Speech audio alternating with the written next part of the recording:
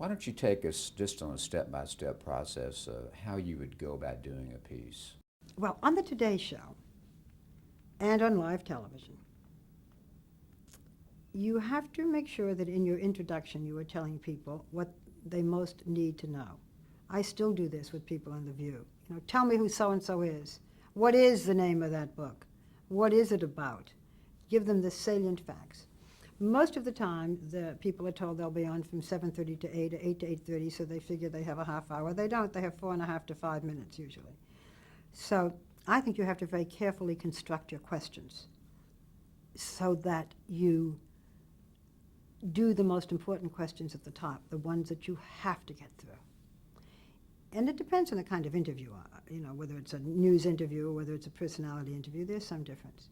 You might want to leave the last question until the end, but then you've got to be able to take time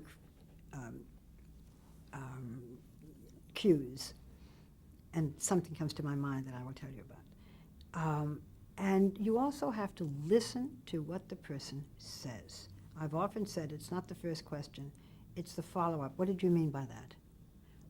Why did you say that? You can't just, if you're someone who wants to be on television, read the questions, especially if they're not prepared by you, and then just go down the line with the questions. And we've heard people do that. You know, someone says, the worst period of my life somehow was when I lost my dog and I went into a deep depression.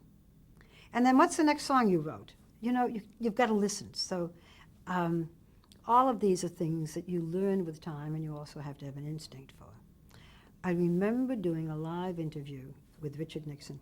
This was when I was at ABC. It was many years later, and it was after Watergate.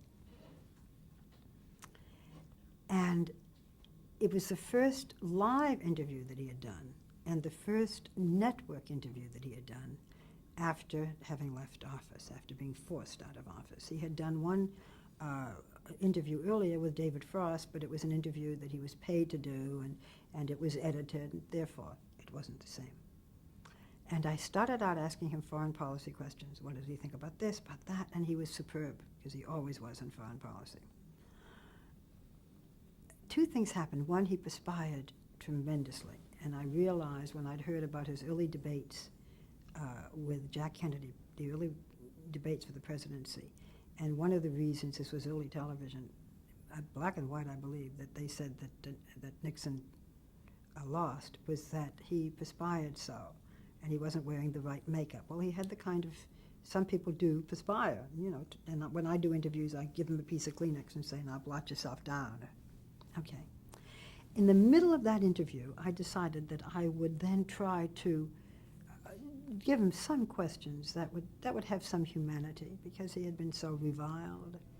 And so I asked him what it was that got him through all those difficult times. And he said, because I thought he'd say my wife or my faith.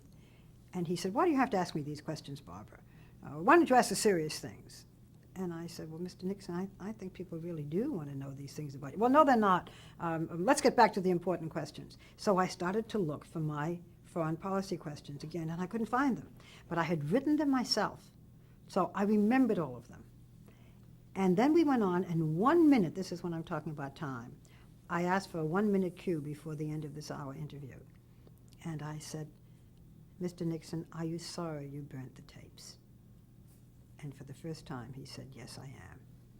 And he had only about 30 seconds to answer, and it was a great climax.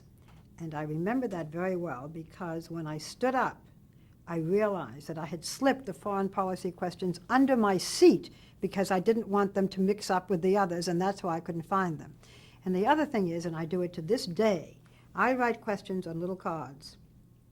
As we talk now, I'm preparing to do an interview with now Vice President Gore. I have recently done one with presidential candidate George W. Bush. I write questions on cards, and I write hundreds. I write, this is for a big interview, I write everything I can think of.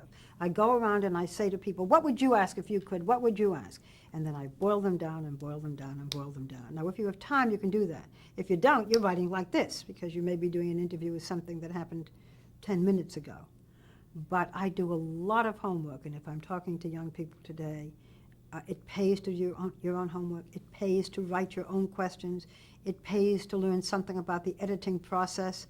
All of this makes a difference.